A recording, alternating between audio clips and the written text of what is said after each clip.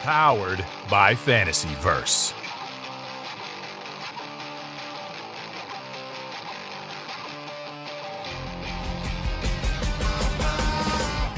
Welcome to Turn a Page, the official comic book club for Nerd Initiative. Each week, the NI Bullpen will be covering the world of comics, talking to creators, deep diving into some fantastic stories, and much more. Now let's hand it over to the team and turn a page.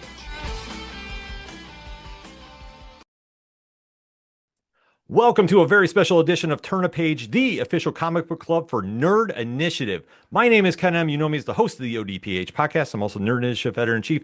To my right, your left at home, don't adjust your dial, but it is in his own contract. He has to do his own intro. Coming at you live and direct for the 100th time, straight from the ODPH studios. My name's Off the Cuff Tom, Nerd Initiative's pop culture connoisseur, Ken, Matt, and everybody we've met along the way. Always a pleasure. Indeed, because as Tom alluded to, this is the 100th edition of Turn a Page, and we couldn't think of a better guest to bring back on. One of our favorites here, and one that is absolutely crushing the comic world right now, with a book at Marvel that's making some noise, one that's coming to DC in a couple weeks that is really going to make a lot of noise, and of course, if we're interviewing this gentleman, you know we're talking about comics' most exciting universe, and that is the Massiveverse.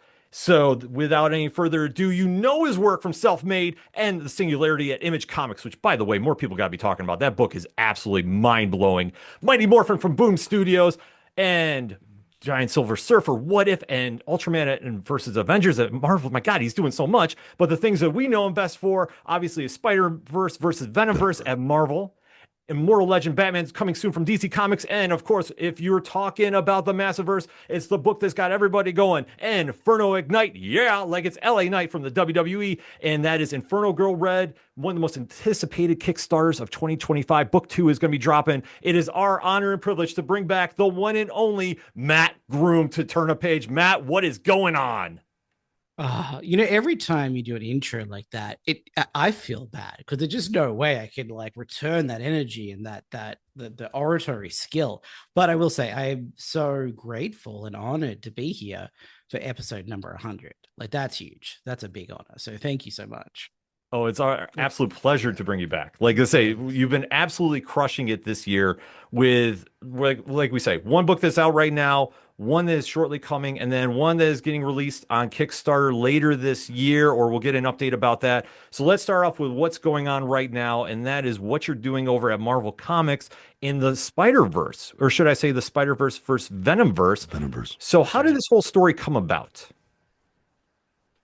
Well, I mean, really, it was Jordan, who's the editor of the Venom office, came to Kyle and I and was like, hey, Spider-Verse versus Venomverse, interested? And we're like, sure, I guess we'll try to see if we have a take on that. Yeah. And then we chatted about it and we're like, yeah, all right, we think we got something and we're off to the races. Sometimes it's that boringly straightforward, but basically what we pitched with a few small differences, like very small differences, is exactly what is coming out. And we're now more than halfway through. We've got issue 4 coming out in a couple of weeks, and then issue 5, and then we'll be over and done with it. So yeah, it's happened. Well, I was gonna say it happened fast, but I guess it's been a year now since we've been started working on it. But Wow. yeah, it's been quite an experience. And just to put this in also, Nerd Initiative has been your favorite reviews considering we do it from the 2 different aspects, right? It certainly has, and definitely my the most entertaining reviews. Definitely, I honestly every month make sure I check them out, and I recommend everyone else does too. We appreciate It's that. so much fun. So with everything going on, considering, you guys were approached for Spider-Verse versus Venomverse and all the different, stories that we've gotten out of spiders and venoms, whether it's, the Spider-Verse, Spider-Verse 2, King in Black, even different iterations in the cartoons with Ultimate and so on. What's the biggest thing that you guys wanted to add to make it, your mark on these 2 beloved fandoms? That's an interesting question. I think that what we wanted to explore was, I think if you're doing a crossover book, which to my mind, this is exactly what it is, like Ultraman Avengers that we did, the interest to us at least, and I think for most people, is in the contrast. Like when you put these two things right next to each other, what are the similarities and what are the differences? And the fun of it for me is digging into that. Like, in what way are these two groups more similar than they might think, and where are the points of divergence, and what is the conflict that comes from that? And I, as part of this, did a whole bunch of rereading. I got my Marvel Unlimited app open and just spent like a week on the couch and read so much stuff. And a lot of that was catching up on Venom, because I was just way behind. I'd read a little bit of the Donnie stuff, but not all of it. And ended up going, all through Donnie, and then right up to what was then the current stuff, as well as also doing all of the Spider-Verse books and things like that. And I found found myself to have a real affinity for Venom that I didn't necessarily know that I had in the past. And the idea of Venom being a symbiote, like being a multiple themselves, was such a fascinating idea to me, especially when that idea kind of bubbles out once Null gets involved, and you understand there's this connection between all of the symbiotes. And I think Al Ewing and Ram really explored that as well. Like this idea that it is just one big community, and that you kind of see that on the other side as well with the Spider-Verse. But also, Spider-Man is a notoriously solo character, right? Yes. Right. Yeah, there is a big cast around him, but he's kind of defined by this, habit, or sort of inner nature to be no, it's my responsibility alone. In fact, I will cut other people off because I believe that I have to shoulder this burden by myself. Whereas Venom is not like that. Venom is, Eddie is someone who accepted the help, basically, when the help came. And I think that's a very interesting difference between Peter and Eddie. And that was an idea I was very excited to explore as the series went on. Yeah, because I mean, that's one thing with Spider-Man too. He's such a complex character, but Venom is too, because everybody just says, oh, he's a symbiote and it just feeds off Peter or whoever the host is. But there's so much more going on with that. And then especially with how now it's spawned into the multiverses and dealing with the different incarnations that you're dealing with. And especially having, the Spider-Verse versus the Venomverse, only one side can win. What challenges have you found using the well-known spiders or symbiotes, as you've gone together? Has there ever been a challenge of you want to take a version of Spider-Man, do something with it, but it really couldn't mesh with what your story was going with? I don't think so, because we were very careful about the characters that we chose. It was very deliberate in the character dynamics and the flexibility that we'd have as well. So there was never any point where we're like, oh, we want to do a thing that we can't do, basically, because we made sure to set ourselves up to be able to have the flexibility that we wanted. And to me, with a book like this, the fun of so much of it is picking a weird cast, even down to I love Spider-Gwen, right? She's great. But has done a bunch of these crossovers now, and also is a bit of a complex one for this purpose, because at the time she was also a symbiote as well as being a spider, and that introduced some complications. So we were like, oh, well, we just don't have to have Gwen then, right? Let's take that opportunity to do something else. And with Miles, it's I love Miles as a character, but I wanted to explore something different. So came up with this idea of this other Miles who didn't have Peter's guidance at any point. And in fact, didn't have any guidance at all from any other superheroes except for his Uncle Aaron, who he then loses in a kind of dark twist of the Uncle Ben story. And so that we can definitely put the crowbar separation between the movie version of Spider Prowler and the comic version of Spider Prowler. Definitely. Totally different characters. Yeah. I understand why there's they spawn from similar Genesis points, I suppose, but totally different characters. And yeah, that was just the exciting part of all this for me. It's let's pick characters that we feel like we have something to say about and have the flexibility to kind of do what we want with. And then there's characters like, you know, in doing that big rereading that I did, the Anne Wang version of Agent Venom, going through everything that she's gone through, these crossovers, like has just suffered in a way that like very, very, very few characters have suffered. And also just like lost, right? Like most protagonists of comics, you know, will go through their trials and tribulations, but then come out with some sort of victory on the other side. But Anne recently has just been like eating it, you know, like just having the worst time imaginable, to the point where like her son died. And then all of these other symbiotes that she was leading into battle just were wiped out. And she just got like a total L. Like everything went as bad as it could possibly go. And then she'll thrown into this new event. And that's a fascinating place to take a character from. So, yeah. Yeah, nothing. I guess that's a long way of saying nothing that we wanted to do that we couldn't do, I don't think. Well, that's a great thing too, because especially when you're dealing with, you know, a franchise character like Spider-Man, and even Venom's up there now too. It's always kind of an interesting idea, like if how far can you take it that's different from the, you know, the version everybody knows and loves. But that's the one thing about doing stories like this is you get a lot of creativity and freedom to really kind of push the boundaries and see where it goes.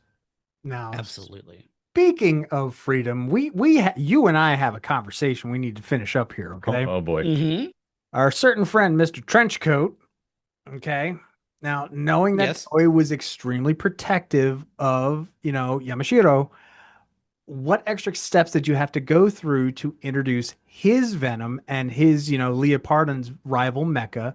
And now on that, just, you know, with that, are these new Venom and Mecha going to be Marvel shared with Toei, or are they going to be a Toei exclusive kind of thing? Like, I know there's got to be some red tape there. If you don't know, that's fine. But, you know, how was it having to pitch this particular Toku Venom? I can say that like what extra steps for myself and Kyle were required? Nothing. This was in the pitch, and the pitch got approved, and then we wrote the scripts. What happened on Marvel's side to like make that happen? Yeah, I have no idea. I was fully expecting some, like, if not a total no, then a like, listen, we're going to have to dial some of this back. Nothing. 100%. Even with the costume redesign, I mean, which again, didn't see that coming too. Nope, 100%. That was one of those things where like, part of it is, you know, Takuya's costume looks so much like Peter's costume, right? Like you have the bracelet and the eyes are like a little different, but they're very, and as soon as you put it through an artist's lens, they start to look even more similar. And I wanted to sort of push that a part of it, but it's also like, we're doing a big event. Let's do a temporary fun thing. But again, as far as I heard, nothing. And like, you know, I thought getting away with what we did in issue 3 was big. In the first like 4 pages of issue 4, you'll see that we are like very much diving into that Spider-Man series featuring Takuya and like inserting ourselves, you know, like you're going to get more context on Yuleo and his whole deal and how he integrates into that mythos. And I was definitely expecting them to be like, you can't do that. That's like their story, you know, not that we're changing anything, to be clear. Like there's no like changes to that mythos. We're just kind of like building some extra stuff in and no pushback whatsoever. So I don't know if they're just kind of squared away with Toei or there was some conversations that we weren't privy to, but it was seamless on our end. We're just going to say it was all good all around, and I'm just going to be real happy and just have a big old shading grin for the rest of the interview. Okay, thank you. Fantastic. That works too. And especially you'd have that grin anyway. If anybody has not picked up this series, you really need to go check it out. It's been such a fun trip to watch. And I know it's getting near the end of the current series. So without spoiling anything, is there plan to dive back into this universe down the road? Or if the opportunity arises, do you and Kyle and the team want to jump back into this? Yeah, I mean, we're always open to conversations about stuff. There's nothing locked in at this stage. There's certainly like I'm a big believer in planting seeds all the time, right? Whether that's for us down the track or just to like put some stuff in the dirt that, you know, someone who comes down the line might find some use for later. I think that's just when you're working with, you know, Marvel or DC, I think that's just good practice. In the same way that like reading all the Venom stuff, like for the first time for me, I just saw so many seeds in the ground that I'm like, oh, thank you. You know, that's great. Let me just kind of and I always want to be doing that for anyone else. So certainly by the end of the series, anyone with even like a minor imagination could see stuff that's like, oh, okay, that could be more. But, you know, we haven't been approached about anything at this stage. I'm not sure if there's an appetite for that or not. And, you know, if we were to do more, it's always a conversation about, is there something we're excited by? Do we have a take? You know, would it be meaningful for us? If yes, then let's go. But yeah, okay. Who knows at this So point. you worked around what my next question is going to be. So I'm going to have to reword this nicely. So because we have the seeds there. So out of the characters that you currently have and or will be having in the rest of the books, outside of them, would you like to do any other Spider or Venom stories? Oh yeah, absolutely.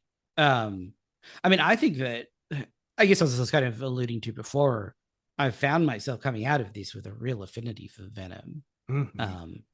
I just, the idea of them as a collective construct is very interesting to me in a very like kind of like Moon Knight way. And obviously that's a different situation because the communication isn't necessarily as clear between the parts for Moon Knight. But yeah, that's a character that I feel like I could really sink my big, you know, green goo dripping off teeth into.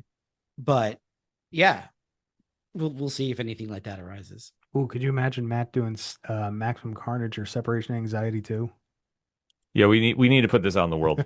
I now need this book. I'm just saying it right now. I'm visualizing manifesting. If you're watching this on YouTube and I have this blank stare on, yes, because I'm visualizing I need this book right now. And going into, obviously, you learned a lot about Venom with this. Obviously, Spider-Man has a very well-known rogues gallery. Is he now your number one favorite rogue of all time, or who is your number one rogue for Spider-Man? Oh, that's an excellent question. And don't say the obvious. It's interesting because especially now, I don't see Venom as a rogue for Spider-Man at all. Like, to my mind, Eddie is a hero, and he's a hero that, you know, may not conform to the expectations of everyone in terms of how he goes about it. But there's no question in my mind that especially now, Eddie has good intentions and has grown so much for being able to accept help. Like, I think like in some ways there's a very fascinating and powerfully salient and timely idea in Venom of a man suffering from the weight of toxic masculinity and blaming others for his self-loathing, but then opening up to help and growing and maturing through that process. So yeah, Eddie is a complicated and troubled guy, but not a bad guy in my book. I don't know that I have a really definitive take on who's my favorite Spider-Man villain now. I think that Kingpin is always so interesting, and you know, obviously Kingpin being kind of a split Spider-Man Daredevil villain, but I think like Kingpin feels like such a powerful foil for Spider-Man because I do really like friendly neighborhood Spider-Man, like the guy on the street who's just doing the small stuff he can on a small scale to help people in the hopes that paying it forward will have bigger ramifications over time. Like this idea that the small little things that you give to other people incrementally improve their lives, makes them more able to improve other people's lives. And then Kingpin is like the ultimate foil for that because he is the system, right? He's the guy trying to oppress the little people and ensure that the deck is stacked enough that no matter how many small little steps the good people take, it'll never outweigh the weight of the system trying to keep them down. So like I think from that perspective, they're kind of the perfect foils for each other. And like, you know, obviously Norman's great, but like my concern with Norman is that the mental illness aspect of Norman is very tricky territory to tread carefully, especially now knowing what we do about like mental illness, right? Like, whereas like with Kingpin, there's nothing accidental about his actions, right? It's all intent, and he justifies it to himself, but he is a very willing, active, and natural foil for Spider-Man. I really like that. No, I mean, that's great too. Like I say, that's the one thing with Spider-Man. Like you have so many different rogues and they all have a different impact on a different level for him. Like I Yes, say, Kingpin's so absolutely. street level, and then you think about, I mean, Doctor Doom is one too for him, Yeah. and that's on a whole different landscape. And then Doc Ock, who, I mean, obviously, if you start factoring in all the superior Spider-Man stuff, that's a whole weird dynamic as well too. Like it's one of the great things about when you can dabble with Spider-Man and really kind of go into his own psyche a little bit and see where it matches up best. Like that's where you get the really best Spider-Man stories. And that's the one thing we're getting out of this too, because even though it's just the relationship with him and Venom, and like you touched upon too, Eddie Brock has been one of the most fascinating characters to watch in Marvel for his evolution. Because for being the guy that was just so bitter and angry towards Spider-Man for everything that happened to now, where you talk about like he has one of probably the most unlikely redemption arcs Yeah. of a character. Just to see how that all plays out. Like that's one thing that just makes it fascinating. So as we're seeing them kind of go back into that, I hate using the word, but it's frenemy territory. Like it's just something fascinating to see. And that's one thing that I think really shines in this series because you're seeing all sides of the spectrum there. And the fact that we did get a new Eddie that's kind of, running the team over there. So it definitely gave, in my opinion, you guys a nice blank slate to work off of that you didn't have to carry all the baggage into it. He said, okay, this is our Eddie. Here you go. Deal with it. Yeah. Yeah, absolutely. I also feel like Eddie has only increasingly over time become a more interesting direct foil for Pete because of his increased connection to responsibility. Like obviously responsibility is like, very core to Spider-Man. But as Eddie has grown, he's willingly taken on more responsibility. And I think like as you saw with like Al and Ram's arc with Venom, the idea of him becoming the King in Black and putting himself in a position of responsibility for all of the symbiotes in the galaxy, that's a level of responsibility that I feel like even Pete would never take on. So he's kind of in some ways like out responsibilityed Pete. And then the idea of this new Venom that we're playing with is like, what if that Venom who's gone through basically that same like amount of experiences has the added weight of responsibility of replacing Spider-Man because he killed Spider-Man and feels horrible about it. And that responsibility is weighing on him as well. Like, what does that do to Eddie Brock? So yeah, I feel like, as I said, only increasingly a really powerful mirror for Pete as time goes on. You've upped the Spider-Man-ness in the Venomness. Yeah. Exactly. Yes. Perfect. Quote me on that. Thank you. Yeah. But it definitely works for the series. Like I say, you have so many fresh takes on all the different, sides of Peter Parker and Eddie Brock and everything that comes with it. Like we can't recommend the series enough. And it's just been one that's so much fun to dive into and really see where it's going to go. And hopefully we get some more of it. And then as we talk about the great rogues and we talk about great heroes and complexity, you do have another series that's coming out from a distinguished competitor from them, as we say, with Immortal Legend Batman. So first and foremost, how does it feel creating a brand new look for the Dark Knight? Awesome, super cool. And this book is a wild experience.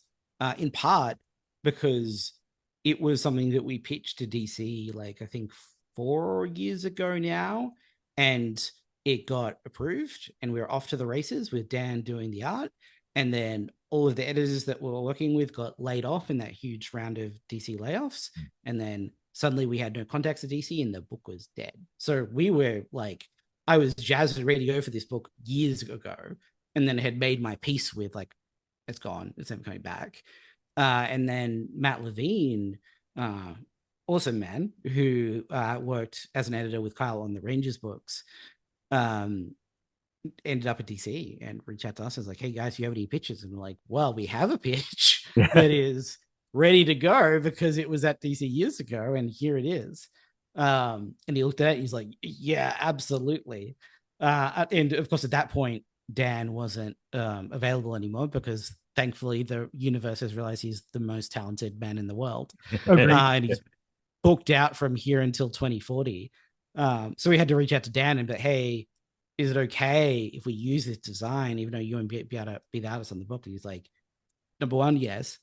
Number two, I'm going to do covers. I'm going to do designs for extra characters, and I'm going to do backup pages. That's and we said to Dan, like, hey man, they're not going to let you do that. You're way too busy. Like, we're all about it. We want you to do it, but they're not going to let you do it. You're too busy. And he looked at us. He's like, I'm going to do it.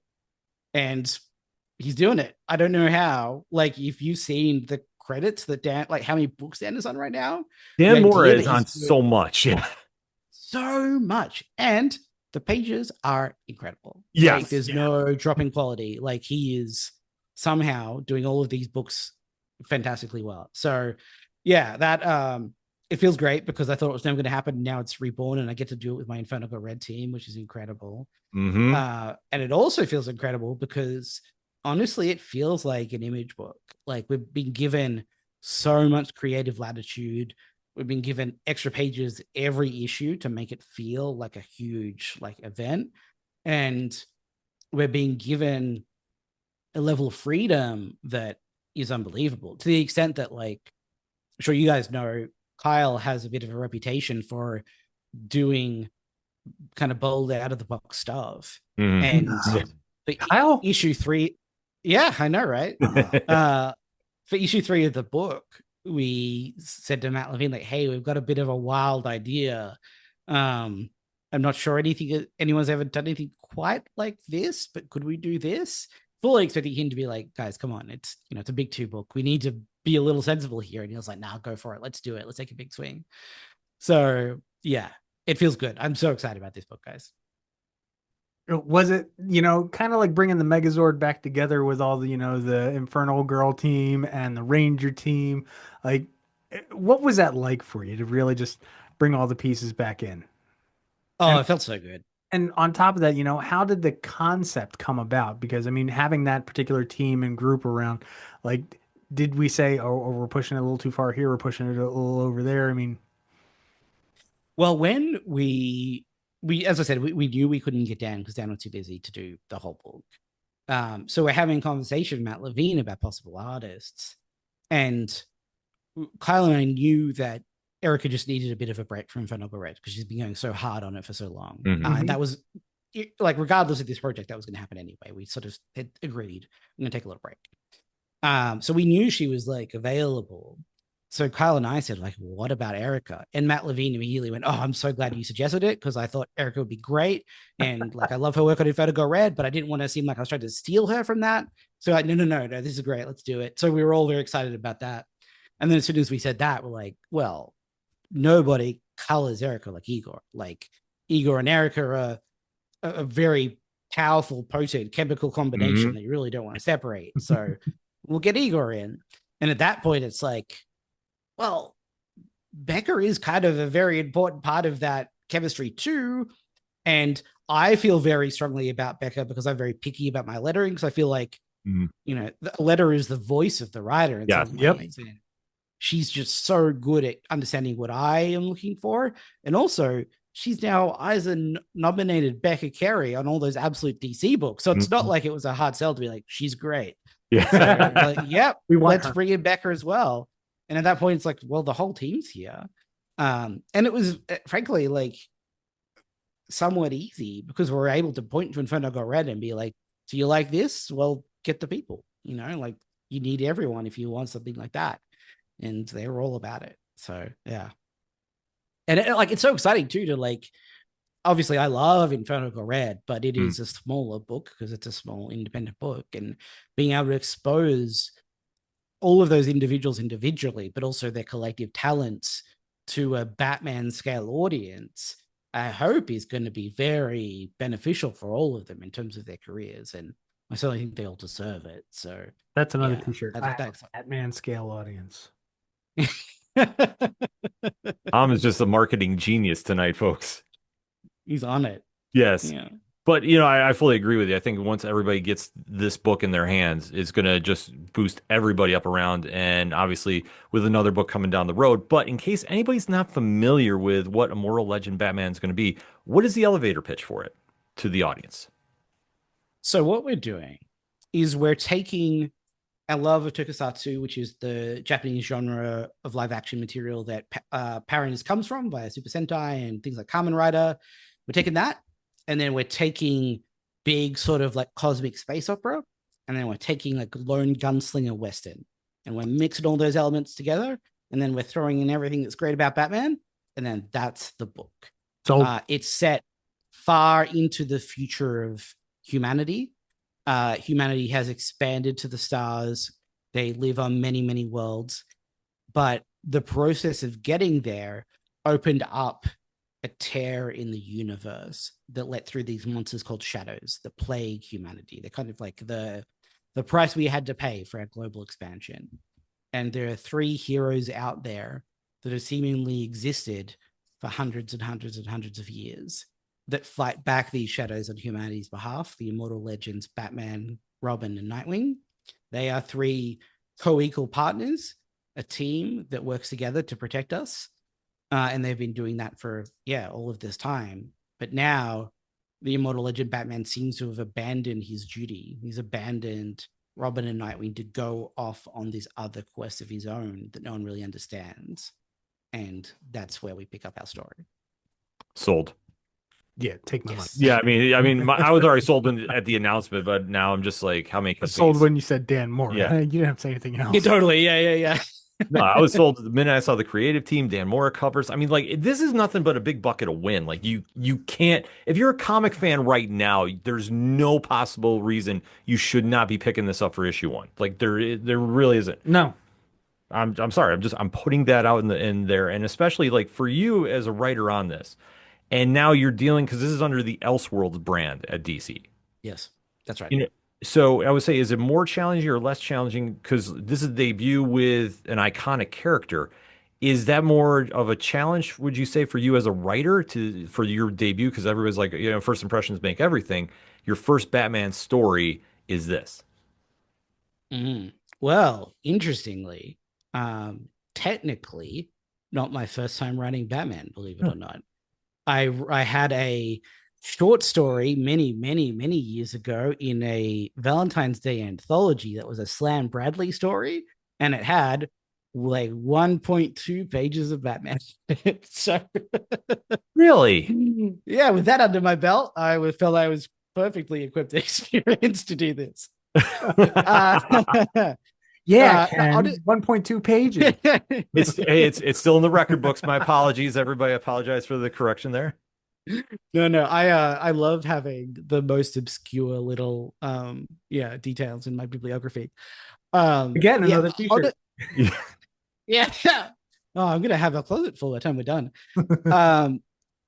The honest answer is I weirdly have not been feeling the pressure, because both back when we first conceptualized this and pitched it, and now when we're actually making it happen, I have been just so excited about the process and so engaged with it that I haven't even really reckoned with the scale of what we're doing in terms of like my own personal, like, career or reputation or whatever. It's just been like, we're doing an incredibly cool, fun thing that I'm really excited about.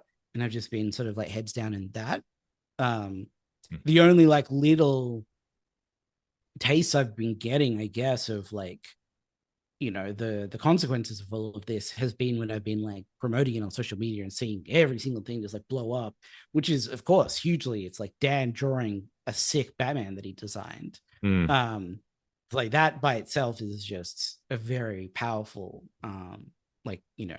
element. It's actually been very valuable as well, because there's a lot of the book that we haven't been able to talk about. because there are some big reveals in issue 1 about the nature of what we're doing. Like people who have been watching us promote the book may have noticed that we've never said explicitly who's in the helmet, for example, and we haven't talked really at all about any specific villains. And there are big reasons for those that, you know, you'll understand a little bit more of once you've read issue 1. But yeah, that word's called NDA. Exactly. Yeah. And I was a little worried that we'd have trouble pitching the book because we had to keep so much secret. But of course, the truth is, you just put some sick down more art out there, and you're kind of done, which has really helped us out. Look over here, we're doing this. Look over here, Yeah. we're doing this. 100%. It feels like the greatest magic trick of like we've been able to build this very interesting story, and to my mind, I think it really delves into the nature of Batman in a way that I don't really think has been done before. And we've been able to keep most of that under wraps because Dan's art and the designs are so sick. That's really done all the heavy lifting for us. I mean, I can't disagree with that. I mean, anybody that's seen the artwork for this, it is mind blowing. It is just Look at here, we're doing this. Look at here, we're doing this. but honestly, like you see that first image on the cover, you're just like, what is this? Like I say, when I saw the stuff coming from C2E2 this year, I was like, what? Oh, tell them about what happened when you dropped it in our chat. Yeah, our entire chat at Nerd Initiative, our comics team absolutely blew up, and there was about a 30-minute thread. Yeah, more or less. I mean, I was working, and I think I was still one of the first ones. Went, no, hi, dear, Yeah. dibs. Oh yeah, no, everyone's like, I'm sorry, I'm pulling my editor-in-chief rank. I'm taking care of this one, folks. And we all went, thanks, Dad. Yeah, but still, but everybody, I can fully imagine our bullpen is going to be raving about this, and rightfully so. I mean, this one just on the offset looks amazing. Obviously, knowing the creative team behind it, that's another thing too. Especially we scream Massiverse here all the time. Knowing the team from Inferno Girl Red is behind this, I mean, this is a can't fail book, folks. I'm sorry. It's the perfect way He's to. hoping. Yeah. No, it's not hoping. There's it's no doing. hope. Yeah, there's. It's all there. It's literally going to be its own immortal legend. See what he did there. From your mouth to the publishing god's ears, my friend. Hopefully. Now, you know, we've been reading your stuff for a long time now, and I know you and I both have a very similar background in what's, you know, some of our favorite heroes and whatnot. So as a writer, is it more or less, you know, challenging when you're, you know, writing, and what's the biggest appeal that comes, you know, in writing tokusatsu style stories? I'll answer the second part first. The biggest appeal for me is the inherent nature of tokusatsu, where you can deal with the most emotionally dense, serious, weighty subject matter and have that be represented in the most wild, zany, fun, creative ways. And those things not only sit together, complement each other. Like, yeah, I have talked about this a bit before, but I always think about Kamen Rider Build, which is a Kamen Rider show about how when you get yourself involved in war, no matter how pure your intentions or how matter good the cause, no matter how careful you try to be, you irreversibly darken your soul. Grease. And you have to bear the weight of 100%. You have to bear the weight of that until your dying days. Mm-hmm. It's also a show where the main character becomes the combination of a rose and a helicopter.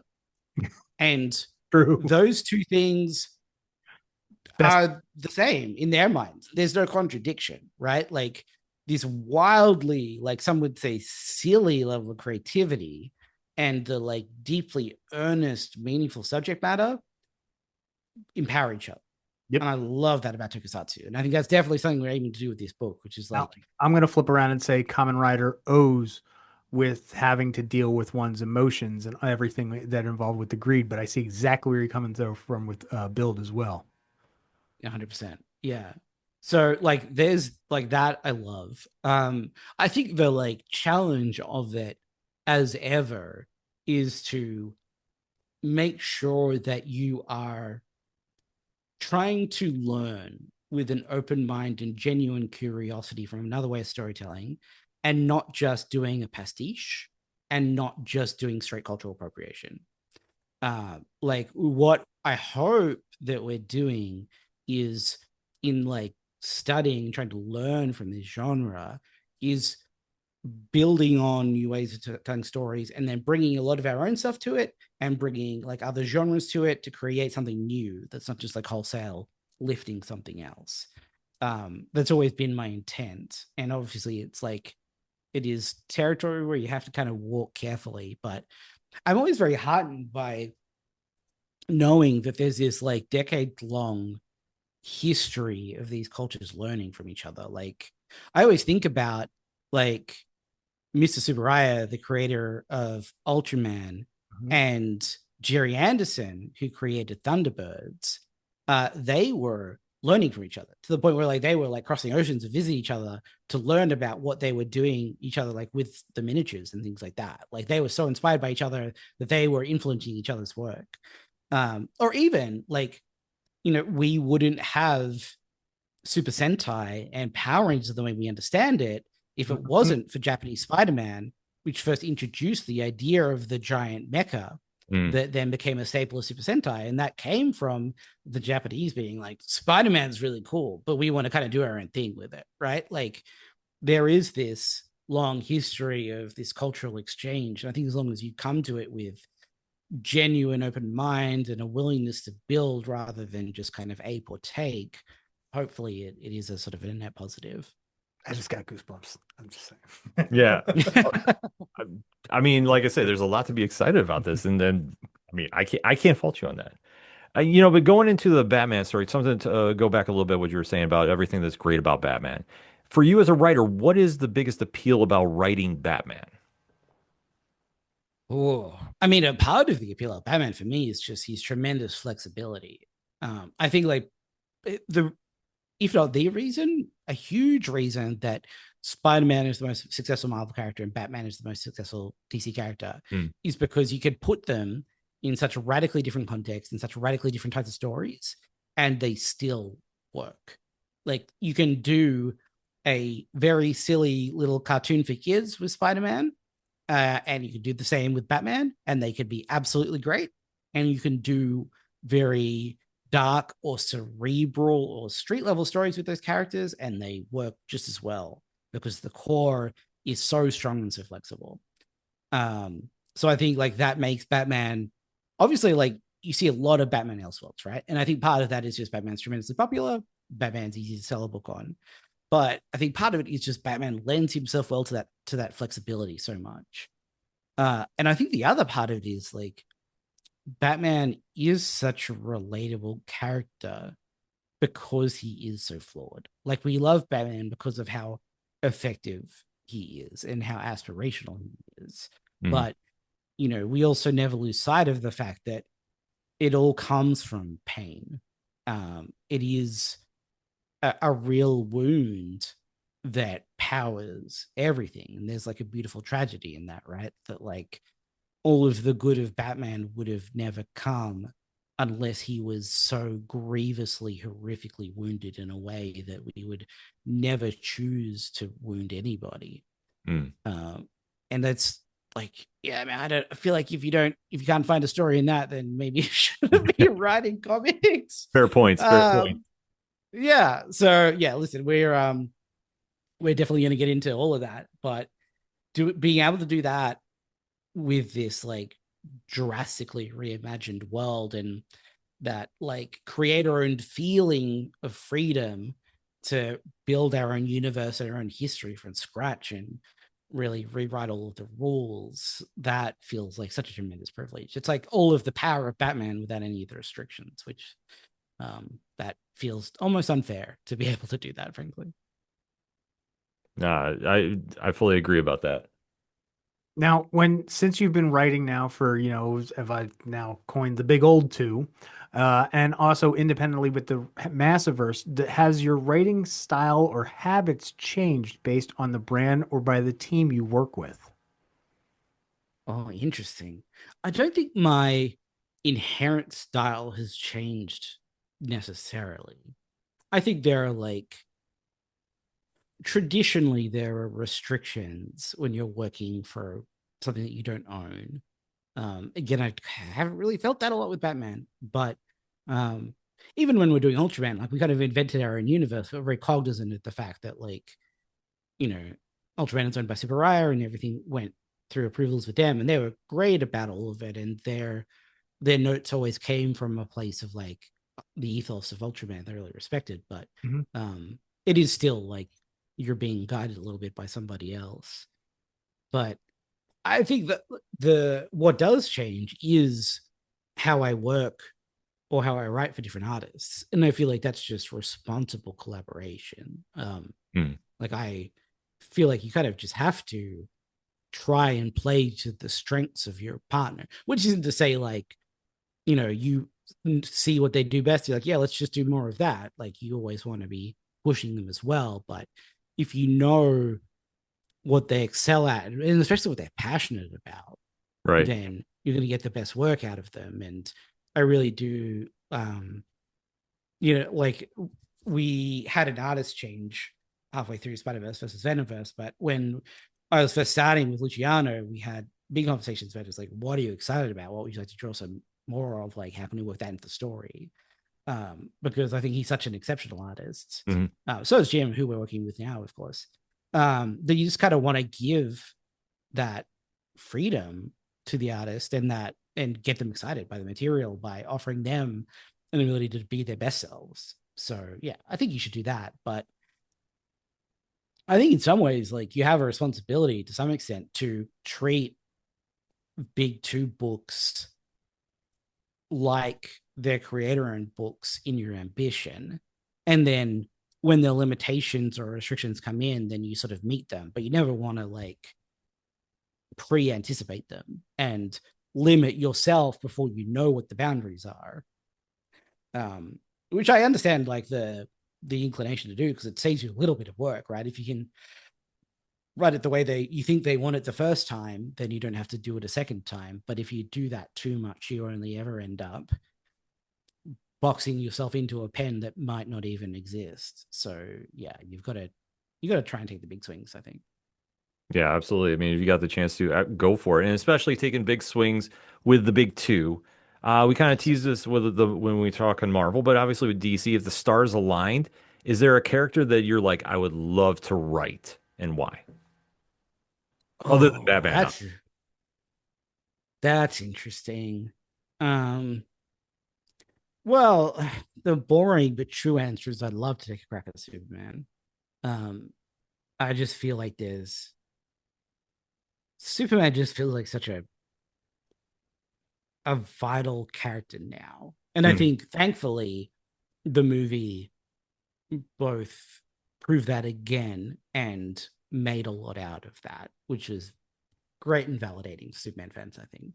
Yes. Um, and I feel like there's rightfully just a bit more excitement in the air about Superman, as there absolutely should be.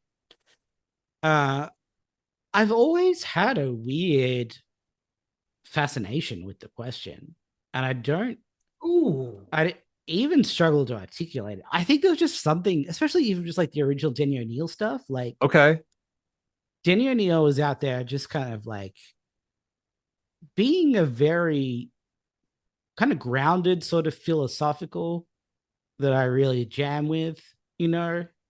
And and again, I feel like the question is a really like strangely timely character for now, because questioning everything is both more important than ever and a more dangerous path than ever, right? Yeah. Because we have more reasons than ever to be suspicious of authority. And certainly with historical context looking back, we have more reasons to understand that we should have been questioning authority more in the past. But there are so many grifters and bad intentioned people who want to take that natural and valid suspicion and warp that for their own intentions, that the man who questions everything just feels like kind of the man of the moment, right? Like, surely is now not the time of the question, I guess is my is my statement. No, that works. See, that's the answer I wasn't looking for, but that's the one I needed. What were the one you're looking for? Yeah, what I was gonna say, would what you was the one you're looking for? Honestly, since I know how you do like big cosmic stuff, I was thinking a lantern, preferably a Blue Lantern book, I think would be really interesting in your style. Interesting. I could see that for sure. In some ways, like, my only concern is that it'd be too easy. it Like, is a- here's Kyle, here's Hal, but let's go with a completely different color nobody sees coming. yeah, I do worry that like Inferno Girl Red is kind of my Blue Lantern book in some way, right? Like, That's probably why it's in the back of my head.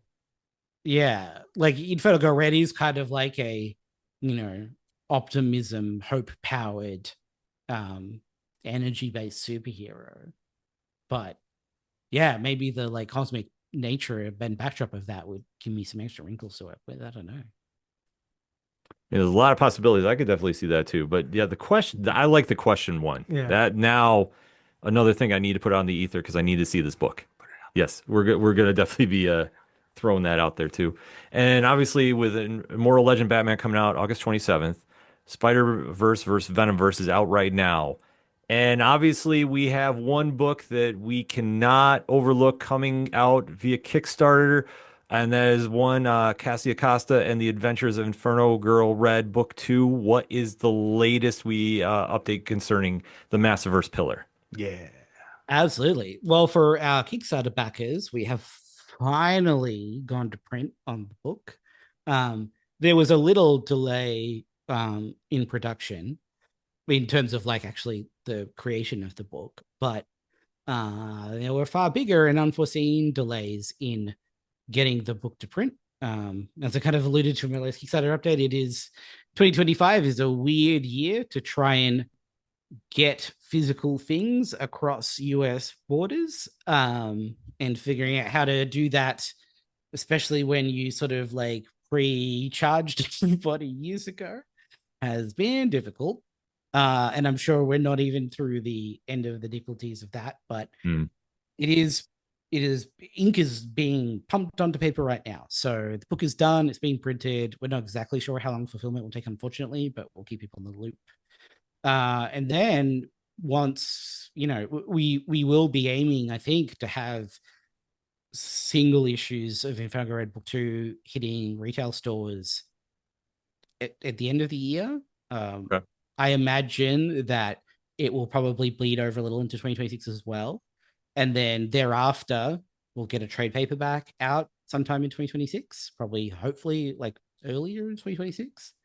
But yeah, that's the schedule. Inferno Girl Red has always been a difficult book to produce and to schedule, and certainly has increased my stress levels for that reason. But when you love something, you put in the work. So, and I'm so happy with how book 2 came out. It's interesting. Like, after I was so happy with book 1 that I was getting a little bit of like Sofa for More slump fears with book 2. It's like, oh, how both myself and Erica and Igor and Becca, like, can we all really keep that standard? But I really think we did. I'm very happy with how book 2 came out. And I think there's some big important scenes in it that people will really dig. Now, speaking of book 2, what can you say is the biggest shift for the characters from 1 to 2? Without giving it away. Well, I think Inferno Girl Red Book 1 was very much about Cassia overcoming her doubt and finding a way to believe in herself and believe that she can do this thing. And then book 2 is about the other side of the coin. So when I was like kind of pitching Inferno Girl Red originally, I was talking about how it is a book about belief and the power and dangers of belief, and how it's a very, again, a timely thing, I think, because with the state of the world at the moment, we put so much pressure on young people. We say, like, you have to change the world for us, basically, despite the fact that the deck is completely stacked against you. And to be able to do that, you have to believe against all odds that you can make a difference, just like believe almost against the evidence that you can do something meaningful. But the danger of that is as soon as you start believing against evidence and sort of like drawing on that, you really open yourself up to self-delusion, and you really risk losing connection with reality and losing your grounding. So that is what Cassia will be facing in book 2, is now that she has this belief inside of her, what are the pitfalls? How can things go wrong? And how can you sort of protect yourself against that?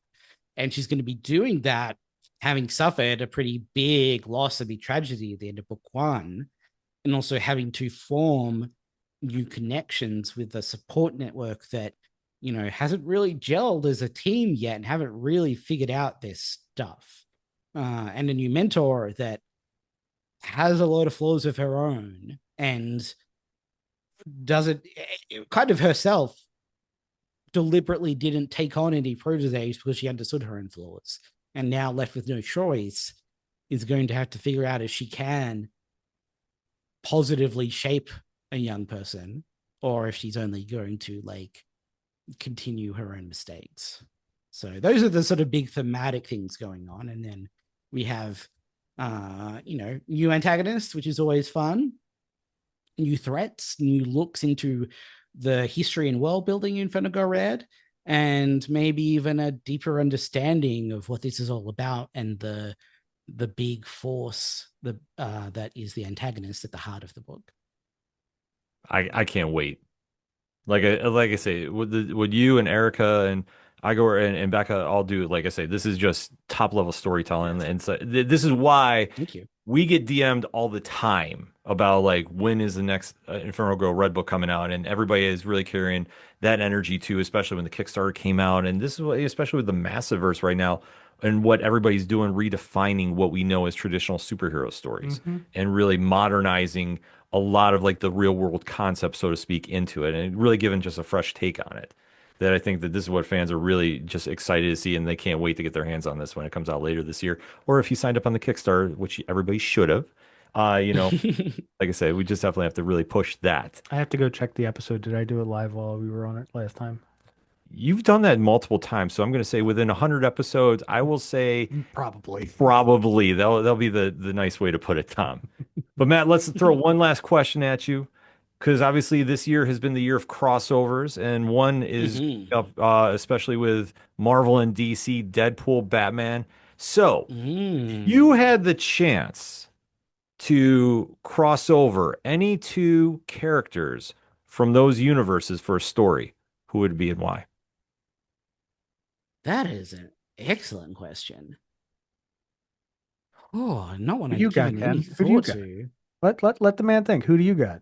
Oh, who do I have? Who do you have? Well, I mean, I want to go for something different. Oh, I got one. See, that would be my thing because like I say, Deadpool, Batman, not on my radar, but I'm excited to see what both teams are going to do for it. So, like for me, I'm a huge Martian Manhunter fan, Okay. so I would not mind seeing him cross over. And like I say, I always see him as like such a very key figure in the Justice League. So then I look to someone that's on the Avengers. So I'd say like the Vision. Like it's a very unique dynamic, but I would do something. But I like to do stuff that's kind of different like that. Okay, I'll throw mine out here. Daredevil, Green Lantern. Okay. Whoa. It's got all the both characters have a lot of inner turmoil and they got to go, deal with it together. Yeah. Throw a little parallax on top of that. Oh yeah. The I like parallax that. powered hand even. Oh, there you go. Mm. That could be very dangerous. All right, now we're giving you some ideas. I'm gonna maybe build off talking about the question before and say that I think I could really jam with a question Iron Fist story. Ooh. That's a real like pulp noir kind of adventure, like really street level, but like something goes all the way to the top, and you got the brains and the brawn trying to sort of like uncover the corruption or something. I feel like there's definitely something there that could be very exciting. Okay. Question the heroes for hire? Yeah, I mean, or Heroes for Hire question mark at the end? Like it writes itself. But there's so many great stories that are going to be coming on, and especially with Matt helming them too. Like we say, we can't stress enough. Everybody needs to go check out Spider-Verse versus Venomverse. It's fun, it's exciting, and it's just such a very cool concept to see the different sides of Peter Parker and Eddie Brock throughout the multiverse of Marvel. Let alone August 27th, Immortal Legend Batman is going to revolutionize what you know about the mythos of the Bat. Yes. And then, of course, by year's end, Inferno Ignite, yeah, because we finally get book 2 dropping via Kickstarter, via the shops. Buy multiple copies because that's what you should do for anything that's Matt's name is on it. Matt, we can't thank you enough for coming through for episode 100. We definitely have to talk sooner than later. And obviously, congratulations on all the success for this past year and more. Thank you so much, guys. It's so good. Always a chat. It's always a plus. So thank you for having me, and thank you for having me for number 100. Oh, absolutely. And we'll end it like we always do on Turn a Page. So on behalf of Tom and myself and for everybody here at Nerd Initiative, thank you for watching another edition of Turn a Page, the official comic book club for the home of pop culture positivity. And remember, when you're at the comic shops and you have a great issue in your hand that has Matt Groom's name as the creator on it, because let's face it, everything he does is amazing. And you see somebody struggling to find something, hand him a copy. Tell him to turn a page. We'll see you next time. I'm out.